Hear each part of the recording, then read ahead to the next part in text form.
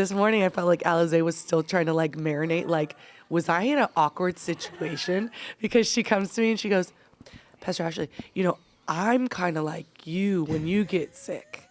And like, was she in that episode? Yeah, she was standing there. Oh, okay. She's like, I'm kind of like you when you get sick. Yeah. I was like, girl, you still thinking about that? Right, we passed that. She's all like, dang. No, She's yeah, like, were you they guys mad are at quick each to get other? over situations. Were they mad? She was like, I don't want anyone touching me, bothering me. I was like, girl, you still thinking about that? It's like next day already. I'm like, boogers and all, I don't even care. Right. That was funny. That was really That was a good one. Yeah. You guys get over was quick okay. It was a situations good about episode. stuff. Good episode. What happened? You guys get over quick situations, like little, whatever disagreements. You're That's gonna my best have friend. them. That's my best friend. You get over them fairly quickly. And that's my best friend. And the one thing I want to do would be like, okay, what are we doing? Like, and that's one thing I even talked to Pastor Joel about. I'm like, hey, Pastor Joel, like, how as a leader, because my husband knows I love this man. Mm-hmm. But like, if I tell you I love you, like, I'm not going to tell you again. Like, let's go get something to eat. Like, quit playing with me. Like, don't be mad at me. Like, I told you I love you. But like, there's times too where I know like, ooh, I need to apologize. Like, I was mean. Yeah. But like, that's the type of person I am. I'm like, okay, you done? Mm-hmm. Okay, let's go get something to eat. Mm-hmm. I don't let things like with Alize bringing that up today. Yeah. I was like, girl, I don't. Yeah, you care. don't sit with it for too long. No. I think I'm gonna have to work on that. Yeah. I feel like I would. Well, because I realized early on in our marriage, you would sit on it a lot. Yeah. And then I'll be like, oh, did I hurt his feelings or did he hurt mine? Or I don't know. Well, that's the thing where for him and I, like, thinking. Yeah, well, that'll get you in trouble. Is assuming intent. No, this is what you really meant. It's like when it's not there. Yeah. And I think there's such thing called gaslighting, and there are couples who gaslight, and they say something nasty, and they're like, I didn't say that. I didn't say that. That's gaslighting. But also, I think there's, something to be said for, like say Ashlee, and I talk about it in a sermon, but I don't think we ever talked about it on the podcast. Like when what I said hurt your feelings. Oh, it did. yeah. We never talked about it. We never talked about it with her POV. Her POV. Yeah. My IRL POV. In the IRL and the POV. Everybody needs to be AFK. Everybody go AFK. Watch away from keyboard. Oh, okay. You've never heard Enzo or Ezra with, bro, I'm AFK, bro. No, all I hear is, bro, you're sus. Yeah. I'm like, okay. Bro, you sus, bro. You sus among us. I was like, okay, bro. Cool. Yeah, suspect. That's what the kids say nowadays. Yo, Dad, you're sus. Hey, Dad, you're so sus. Like, Wait, but that says yes. No way. Yeah. Be like, you're sus.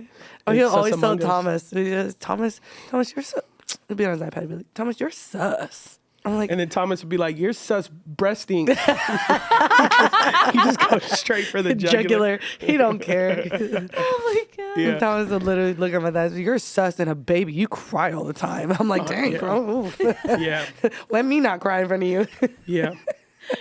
All right, so then let's do it. How to welcome everybody to Beyond I Do. We're going to talk about today a little bit on not how you should address your spouse when you're offended, but here's a way you could do it when you're offended or when you offend your spouse. Like, here's a way to approach it.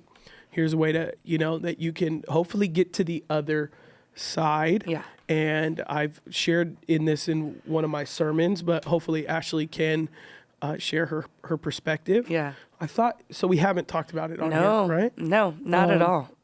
No. On something I explained No, it a little Beyond more, the letter. but You explained on Beyond the Letter with a little more, we were here. right? Okay. But Yeah, this is because you shared from a our little side. bit at church, and then I had a couple people ask me, like, what were you mad about? Yeah, so now we can give the people, we could give the people what they want. Yeah. They want the cheese man. They want the cheese man. Freaking nosy. They want the transparent cheese Who man. want the drama. That's what people want. I want to know these people aren't perfect. I want to know they be getting mad at each other. No, we are not, because y'all, that's why eating me up.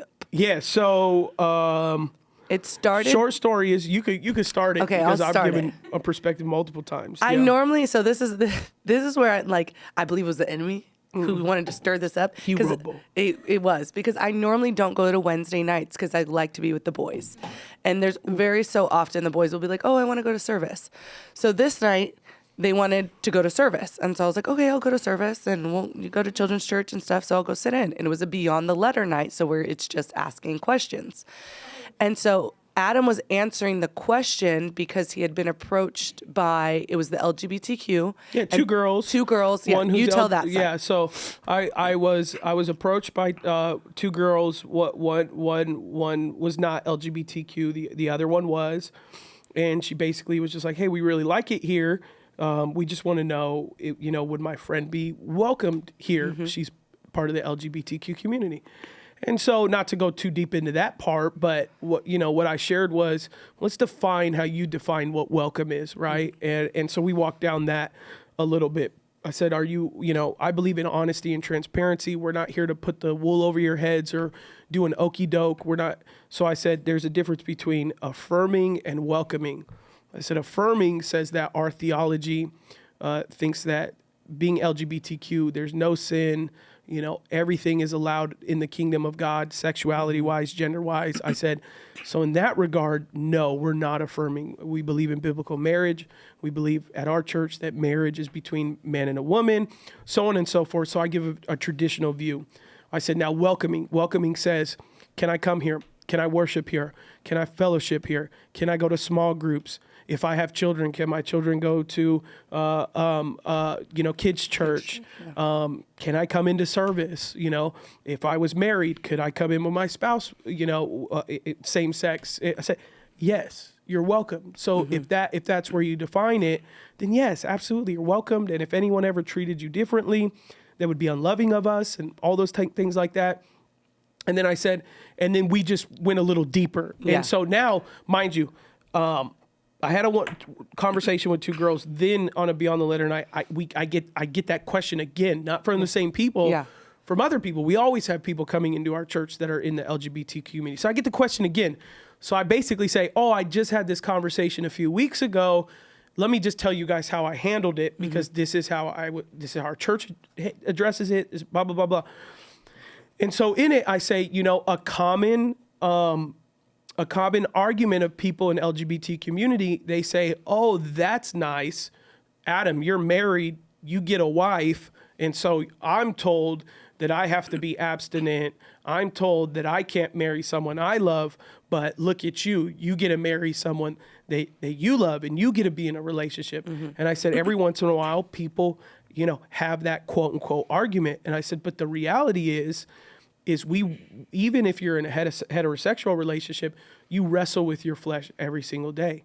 And so I said, so every single day I leave my front door, I have to make a decision to only choose my wife, because my flesh every day is saying, Adam, what about that girl? Adam, what about that girl? Oh, that girl's attractive. Why don't you Adam, open up your phone, blah, blah, blah, blah, blah. I said, so my flesh says one thing, but the Bible talks about beating your flesh into submission. And so I said, so I have to do that every day. So yeah, in one regard, you may say, well, it must be nice, but I go, I still have to, if you're fighting your flesh, I still have to fight my flesh pretty equally in that sense. Because if you're actually married, you know that every time I want sex, my wife doesn't want sex. Not every time, but I mean like not every time that I want sex is Ashlee feeling it. So I don't get my flesh satiated every time I want to, right? Because there's two in a relationship.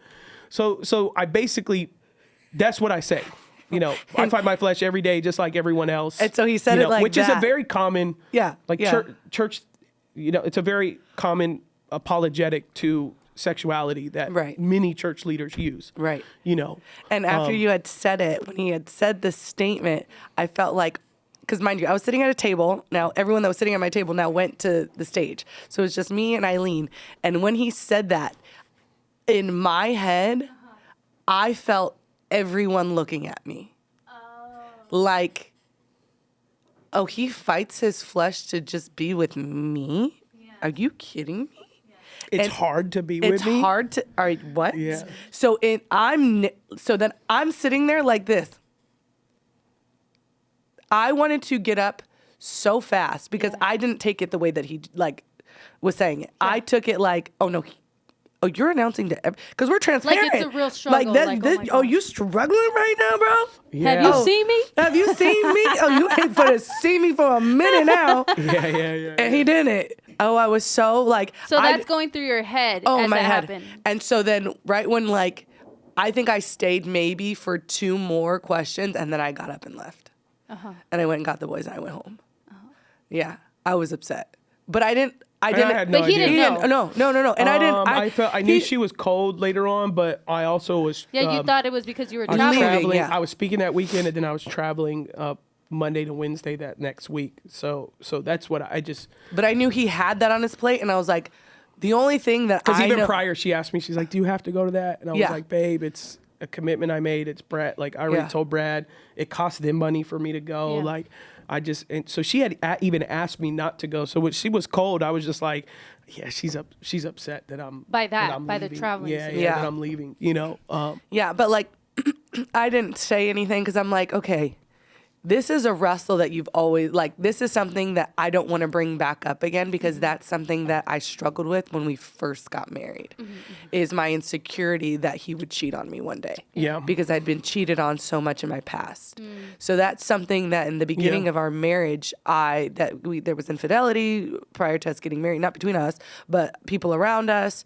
And so then when we got married, it kind of just bled in and bled into me of like, this can still happen to you, Ashlee. Like, and I believe that was the enemy. Yeah, because our friends who experienced infidelity were like who's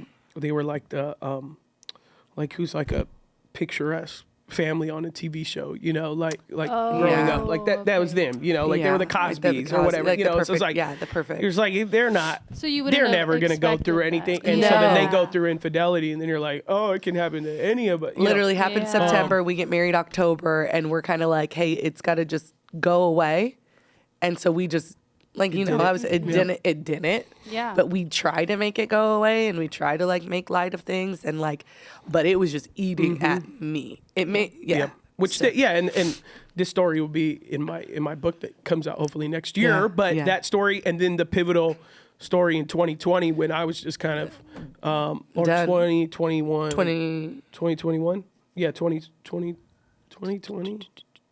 I In don't. the book Did I it has have the right Thomas? date, but no, I don't think I had Thomas. So yeah, 2020. Yeah, That's maybe. when I sent you a message because we were really dry Yeah. intimacy wise, and Yeah. I was just like, hey, some's got to change, or I might do something stupid. And in the link in our bios of social, we have a marriage curriculum that people could take.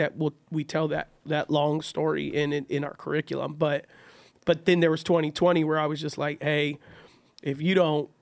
You got to tell me, like, is there something wrong with me? Are you not Yeah. attracted to me? Because it's at a point that if you don't start like being okay with increasing our level of intimacy, it's not a matter of if, it's a matter of when. And I'm just warning you right now, like I'm broken, you know? So there was that moment in 2020. So then now you go 2024 for whatever reason, because we're good. We've been great. So it was just like nothing. Yeah, so like in my head, I've never thought like in any time recent that I would that there would even be space for that to happen. And we just come back from sabbatical, so it's like we were good. We had a great time with just ourselves and then also our boys. So so then you were mad. I was mad. Like I don't know why it literally instantly. And normally you have said those things and it hadn't. But I've been saying stuff like that for over a decade. I know. Yeah, and that's so what, like I don't know if I felt that when he had said it, there was passion behind it. As if he was going through that like right there. Yes, and because then, I don't know if I even told you, because I think I talked to Sanaz and I said, hey, help me with this. Do you remember? And I want to say Adam was gone at this point. Am I tripping? Was he passionate when he said that? And she goes, he was, but he was trying to get a point across. I wouldn't look too much into it, but when he did say it, it did take me, because he was very like, you don't think men fight their flesh? And I don't fight my flesh every single day. How he said it. And I was like, what? So I went defense mode. And Sanaz was like, I can see your point of view because he did say it passionately, but he's like, But what I do you say everything. When I'm preaching, I say that's everything true, passionately. true. Very true. When it gets something I'm excited excited about, about, and I feel right. like I know Well, yeah. a lot about it, you know, And then just other people like, can or have a lot of relate, too. experience. Absolutely, Yeah. absolutely. Because some men were like, yeah, I find my flesh every day too. Yeah. Well, and also because when people talk about LGBTQ community stuff, a lot of people act very defensive and Very, rigid, like, yes. oh, I'm so That's what I was sorry, gonna and say, like yeah. kind of like what Mike Todd got in trouble for, like apologizing for For God, God. like. If I was God, I wouldn't do it that way. It's like, and so that's why for me, like if I talk about it, I don't want to sound hateful. I actually want to sound very loving, but I want to sound clear and yeah. convicted. And I want to sound like, hey, I'm not afraid to speak up Right, for the right. Lord. Like I'm not like, and I see where you're coming. No, it's like, God's word said, and I love you and you're always welcome here. So there is a dynamic approach that, Absolutely. I would say, if I'm talking about that, I have to be kind of overly communicative so that they're not like, even Pastor Adam doesn't believe what he's saying. He's just a bigot, so. Yeah. So when I had asked her, I was like, okay. And that was that night. It was a Wednesday. It was whenever I messaged you again. A week later. The week later. I was it was on a week a later. retreat. He was gone. So and Tuesday. so So it went from Wednesday. So you hadn't talked about it at all. No, from I didn't Wednesday bring it to up. Tuesday. So for about 6 days. And your reasoning for not bringing it up was because he's already having a lot to do. He had a lot to do, and then I was like, because I know I fight my flesh with this, I don't want to be wrong. And I don't want to make something out of nothing when I know he loves me and I know he's overly attracted to me. Yeah. So I don't know if I was just in my emotions, and that's what I said. As the time went on, I'm still building this narrative to not where now it isn't an intimacy thing for me, because that part he's like, that's what I desire and that's what you're giving me. Yeah. Now I turned it into, am I a good mother? Am I a good wife? Okay. So then that Wednesday, so we didn't talk, and we normally, when he goes away, I try not to bug much, just because I'm like, I want him fully submerged with wisdom, time away, to where if whatever he comes back, he's refreshed and he can. If I'm always like, well, what are you doing? Oh, I just went to, because I used to do that. I'm going to Target and I just picked my nose. And I had a wedgie when I got out the car. That might be the beginning stages, because I feel like we all like that. Like, well, what are you doing? Yeah. You haven't texted me 4 hours. I blinked 12 times today. My eyes got dry. And she still does that, but not when I'm traveling. Not when he's traveling. Because she knows, like, I'm around people and I'm trying to be, I don't, want to be at his Present. home. We're also addicted to these. So Yeah. like if I'm around my boys or around like our friends, then I'm gonna feel comfortable being on my phone as often as I want. But yeah, when I'm either at work or I'm at like a work thing, a church thing, then I'm just like, this thing's in my pocket. I'm right here. Yeah. Ashlee knows, like, only reach out to me if you Emergency, you just need an answer, yeah. emergency or whatever. So yeah, I was on the retreat for, at this point, 2 days. And even me prior, the weekend, I was preaching all weekend. So pre-Saturday, Matthias probably had a soccer game or something. And then I went, so like even our weekend, we don't have a lot of time where we're discussing. So basically from Wednesday to Friday, I felt her kind of cold, but she had asked me not to go to that thing. And I told her I couldn't. And so I'm like, I know she's upset about that. So when she was kind of, because Ashlee's talkative. All she does is talk at home. All she does is talk. So it's like when she's not doing that, then it's like, and she like every other woman, she lies. So when I'm like, what's wrong with you? She's like, I'm fine. What do you mean I'm fine? I'm like, well, you're not talking. She's like, well, I can't not talk. And I'm like, no, you can't, because that's not what you do. Like, do you not know you? Like, of course you can't not talk, because you don't not talk. Yeah. So It's half the time so if he's you're not pausing a talking, movie something's because I'm wrong. talking. Yeah, I'm like, Yes. like if you're talking, Yes, something's I wrong. still love you. Yeah. What? Yeah. Every time. Okay. Yeah. So then this Wednesday comes around and my sleep pattern's all over the place. And I'm like, I know if I have this conversation when he gets home, I'm going to cry. And that's one thing I didn't want to do, because I don't want to be emotional in it. So the best way for me to communicate in this point in time, and I don't say it's all the time, I just wanted to text him. And I said, because I know that even... And sometimes it's easier for us. Yeah. Yeah. If it's just hard to talk about one-on-one and it brings up too much feelings for us, I don't recommend every couple should be like, oh yeah, we always text when we're upset with each other. But for us over the years, getting stuff that's hard for us to say at first one-on-one works really well for us to start in text. Yeah. And sometimes it ends in text, and sometimes it's just a good starter to then we'll, I'll be like, okay, let's talk later on, whatever. So yeah. Yeah. So that Wednesday rolled around and it was 3 a.m. Normally when I wake up to go potty. So then I was like, say it now because he comes home tomorrow. Because you have to address this. Because he's going to be home. You want there to be peace. You want there to be unity. You want your family in order by the time he gets home. I don't want him home and the boys see that I'm staunch with him because they start to get older and knowing dad's traveling and everything. I don't ever want them to think that mom resents dad for traveling when we know it's for work. So those are conversations that I have to still learn with him in honesty with my children. So when dad gets home, I want unity and I want to make sure that they know mommy and daddy are good. Coming from church, coming from the office, coming from out of town, whatever that looks like.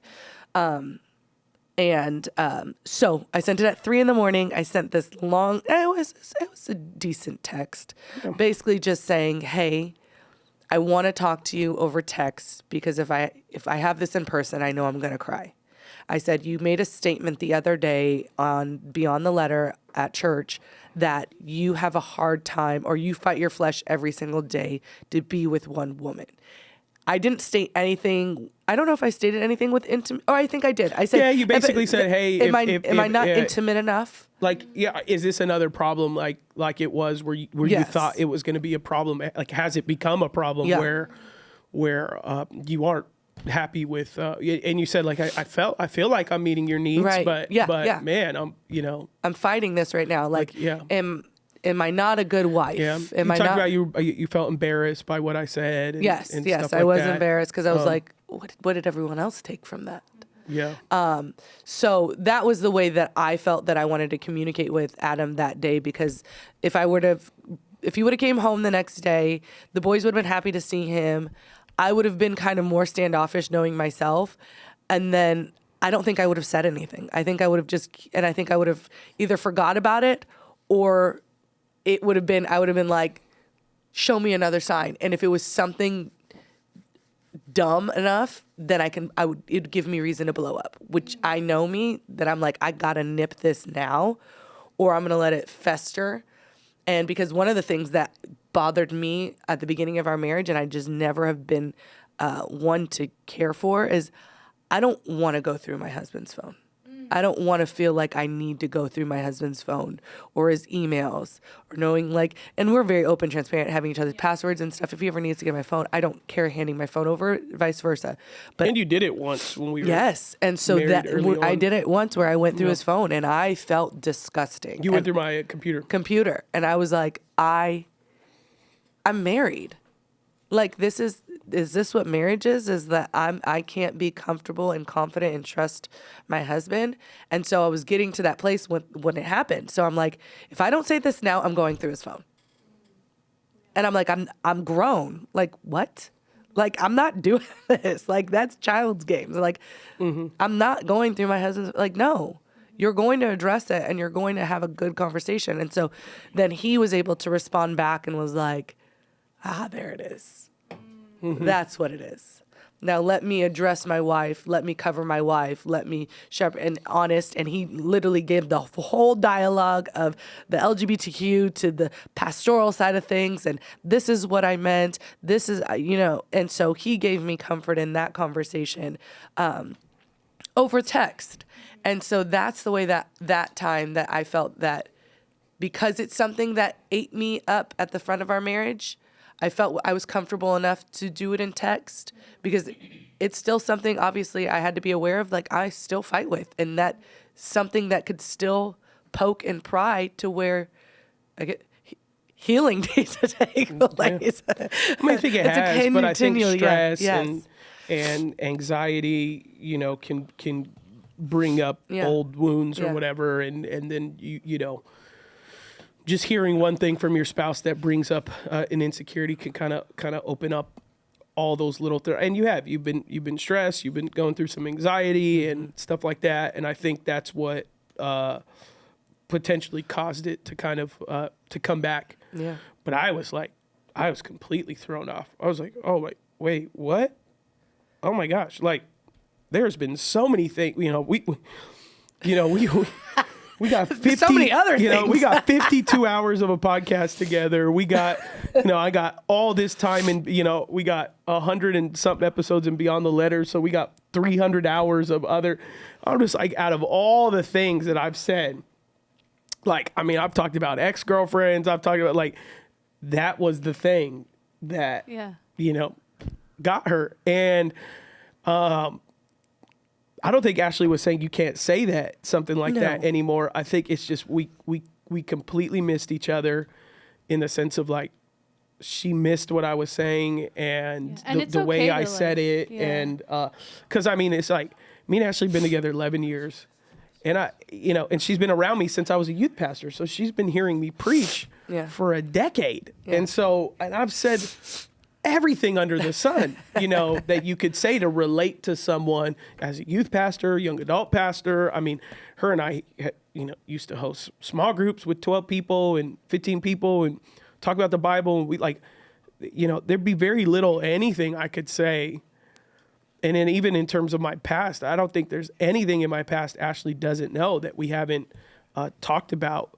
So it was like, man, talk about leaving room for the enemy. Like, that was just like, I was just like, wow, there's so many other things that we could have beef about right now. You're like, are you really not mad that I'm gone? Yeah. I was just like, can you just be mad about that? Because I come home tomorrow, It was just like, yeah, that was like, but I did, like, as a husband, I just was like, man, first of all, I'm so sorry. That's what I said. First of all, I'm so sorry. Man, that was not going in my head. If it was, you would have heard it from me before I'd ever, share that publicly. Yeah.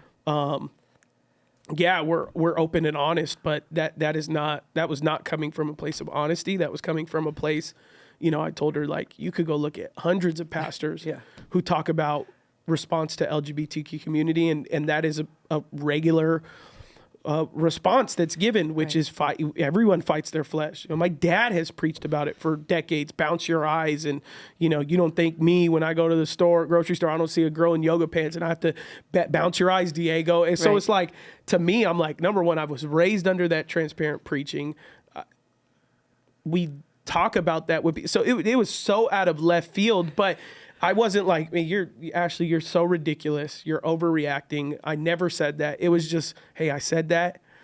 I'm so sorry that what you took from it is not what I meant by it. And, basically, if I have to never say that again, I won't.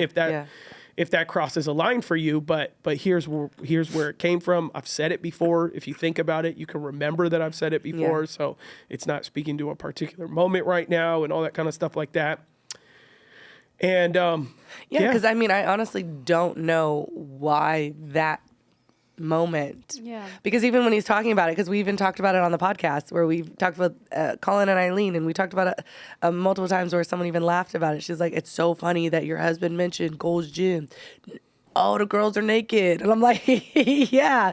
But like mentioning something like that where like he knows he wouldn't go somewhere knowing that statement's security right there. Why would that have not met? Yeah. Why wouldn't that have been something Do you think it's fair to say we sometimes just need that affirmation, though? Like, is that fair to say? Or as long as it's not being brought up all the time? Or what do you think about that? I mean, I think Adam does a great job of affirmation. Mm-hmm. I think it still comes from a place where I have to own my insecurities. Mm-hmm. And to say, like, that is something that I had wrestled with at the beginning of our marriage. And I don't say still, but understanding and remembering, like, healing took place. Mm-hmm. You and your husband are in a good place.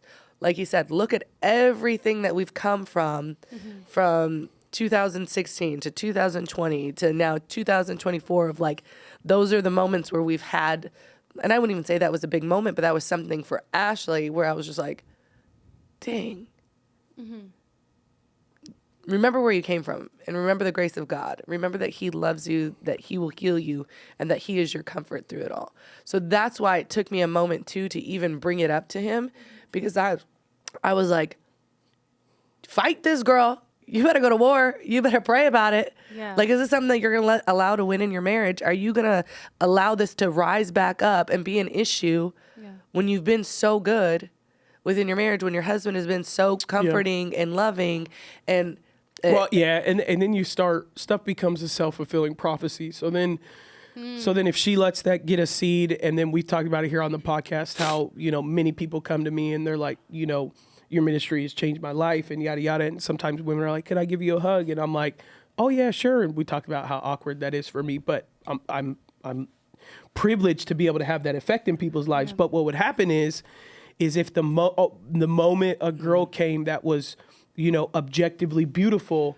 all of a sudden Ashlee would be like, you know, she wouldn't have seen the 20 other women that waited in line to give me a hug and cry. She would only see the woman that was objectively gorgeous and be like, I saw you talking to that girl after service. What did she want? And it'd be like, to me, I'd be like, who are you talking about? What are you talking about? What do I talked to 30 women after service who wanted prayer or whatever, and some were with their spouse. Who are you talking? That girl that was gorgeous. And it's like, okay, I think I might know who you're talking about, but so you do know who I'm talking about. It's like, well, there was someone really pretty that walked up to me, but like, what do you know? And then it's like, now I'm like, oh, I'm in a corner. You just put me in a corner. And now I'm losing. Now I'm taking punch after punch. And so like, that's often like, if that seed begins to, and early on in our marriage, Ashlee let those seeds, like I had volunteers in youth ministry. A couple were pretty, and Ashlee would be like, you can't talk to them one-on-one. And I'd be like, I got to talk to my volunteers. No, you need to have someone else talk to, because I don't trust those girls. I'm like, well, what did they do? They didn't do anything. They're just pretty. And I'd be like, so she would literally make me not talk to a few of the volunteers, which made me look terrible. But that's what you did, because that's your wife, and you know your wife comes first, and all this other garbage. It's like, you know, like, yeah, happy wife. It's like, no, my wife was insecure. Like, and I did what I needed to do, but at the end of the day, that wasn't a good thing. Right. That wasn't something my wife should have done. It's not something she, you know, should have been insecure, nor if I had that exact struggle, I shouldn't be doing either, you know? And I commend you though, Ash, because that's like, I feel like a lot of women fight that. And not just, you know, in relationships or marriage or whatnot, but it's like trying to overcome that, whether you want to call it jealousy or like, am I enough for this person? Will this person choose me every day type thing? So and one thing that I think that that statement that you bring up, Adam and I have had this conversation too before, where we've had that open dialogue about like me not being overly posted on your page.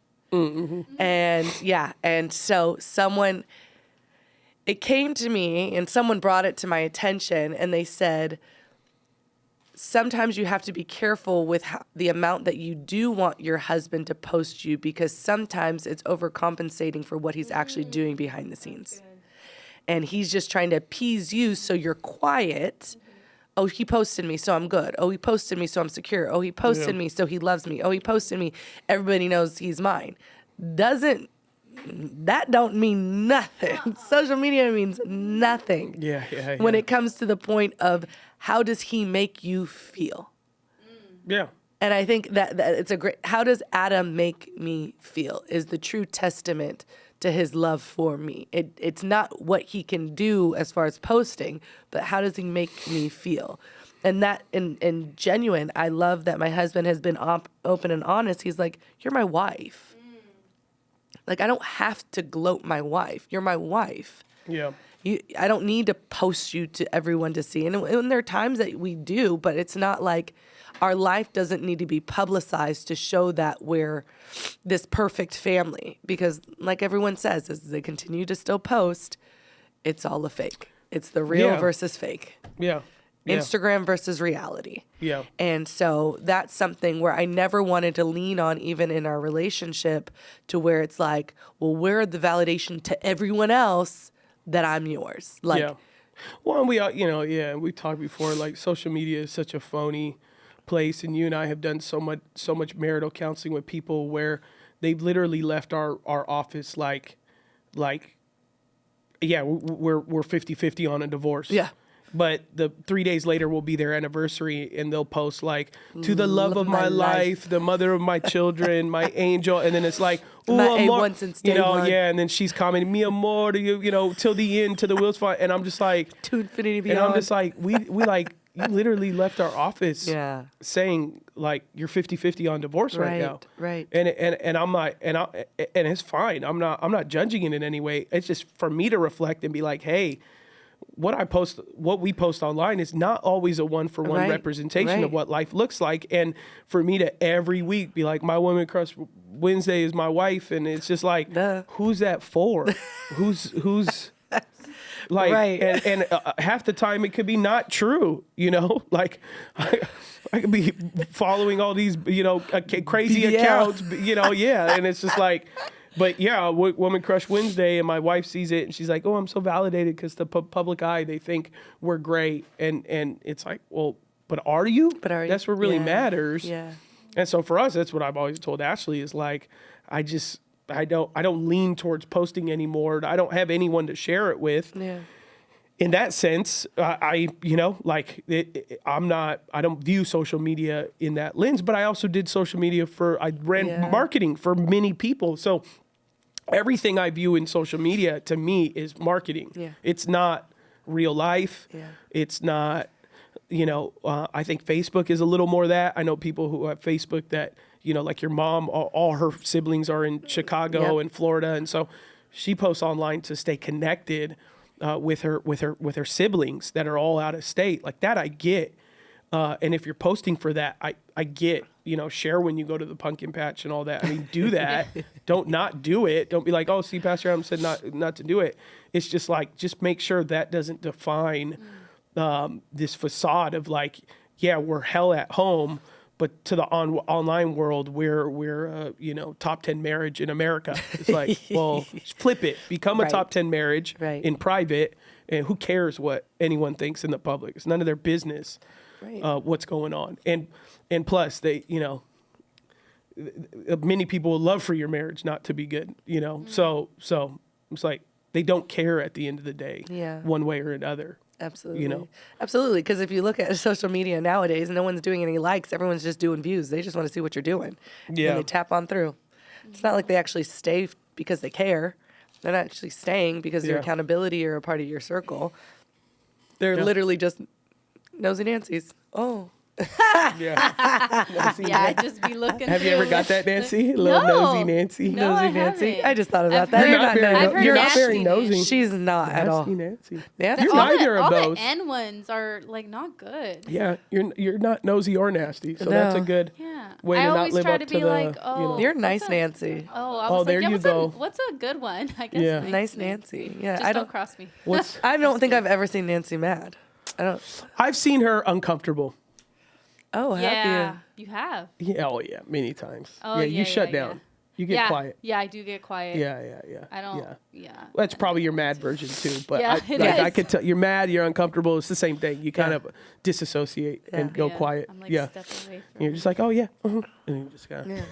You're like, oh yeah, she's upset. She's uncomfortable. That's true. Yeah, I don't. Yeah. But that's good, the social media part. At first, because I was like, dang, but it's nice to get posted or like you just want to see it. But now that I see more, you don't want nobody in your business. No, that yes. part. And then the other part too is like, man, you just start seeing different people living their lives in the private and not it being like, oh, wow, this is not the, like, wait, you guys. Oh, but you're posting it. And I was like, no, I'd rather have a private, like, wonderful marriage. And, post for fun here and there. Yeah. But not, like you said, rely on it. Or, like, if he doesn't love me. Right. Yeah.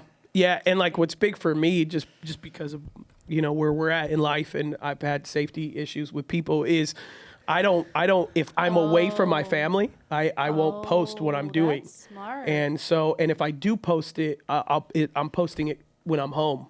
So, because I don't want people to know that I'm not home with my family. Yeah. So I never, and I tell people like, hey, don't tag me if we're at this thing. Like Yeah, it's like, or you could tag me and I'll say, hey, Just don't be repost offended later. if I don't repost it. Yeah, I don't like yeah, people yeah. knowing when I'm not home, and everybody always goes like, Or oh, post we something respect after it. you leave, like 3 Yeah, hours yeah, later. Went yeah. to Target. Yeah, that was Yeah, in the yeah. morning. So like, right. Yeah. So I mean, yeah, if I'm local coffee shop or something, but I don't treat social media as like a journal for me. So I wouldn't do Right. that anyway. Yeah.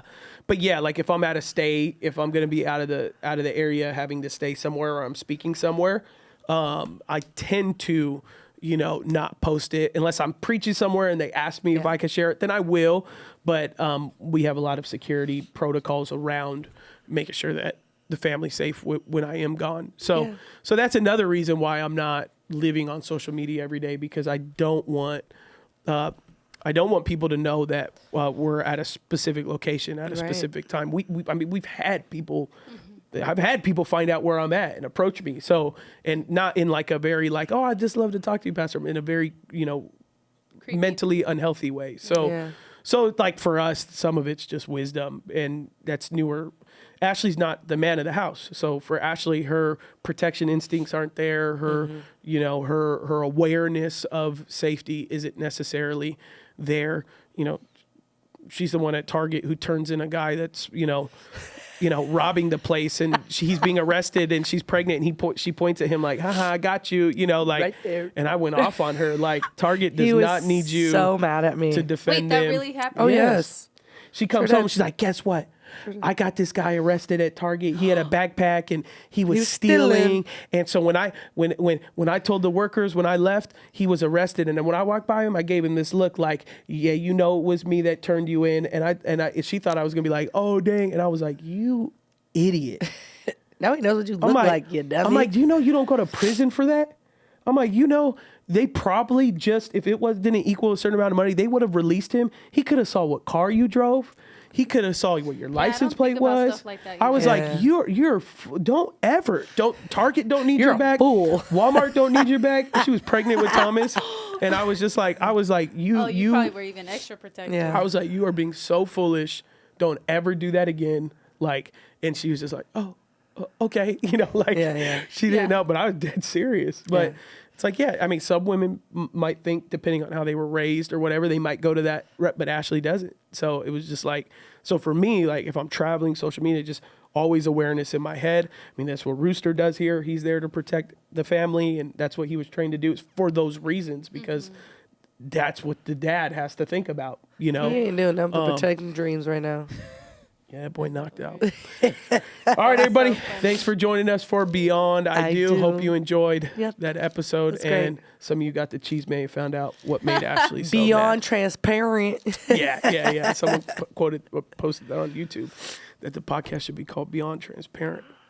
Let you know next time all we in have all, another argument. if anyone's like, well, how did they land the plane? I mean, I basically apologized, try to give clarity. Yeah. And Ashlee was like, yeah, you're right, and probably did overreact. And how did I put it to rest. And we were handled good. that really well, we were good. because I think it takes a lot for you, like for me not to say something like immediately, to try to like handle it ASAP. Yeah. So for you waiting, and then for you to be like knowing that this is something has occurred. Yeah. To answer like that was good. Like you guys both, I think handled that like really well. Well, and one reason too why, and then we'll shut it down, is he said it at the church. So this is a safe place. And he's never done anything to humiliate me in a safe place like this. Right. So that's why it took me a minute to say anything, because I was like, you better sit on this. Do not pop off for something. Because if he would have came home that night and I would have popped off, he'd be like, you're, what? He would have came at a height, because he knew that I was already like, because I'd already asked him the question about if you can't leave. This is why you shouldn't leave. You probably finna do anything. Da-da-da-da-da. Like, I would have just came out with the dumbest stuff ever that made no sense. Yeah. So that's why I was like, being in the house of God, I knew it had to be like, this is you, Ashlee. This is a you problem.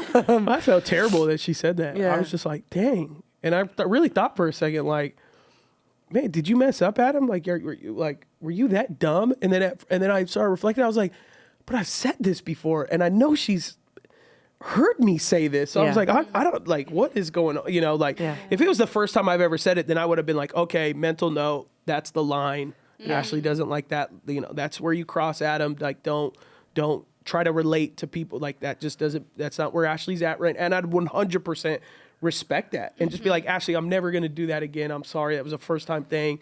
You know, us being transparent, sometimes we, you know, maybe I go across the line and now I know where the line is. But I was like, I've said this and I've said so much more worse things, you know? So it was just like, this is crazy. But I felt terrible that she felt that way. So I was just like, man, I'll take the L on that because, but so yeah, I mean, yeah, it ended well. But, It did. That was good. yeah. All right, everybody, peace. Bye.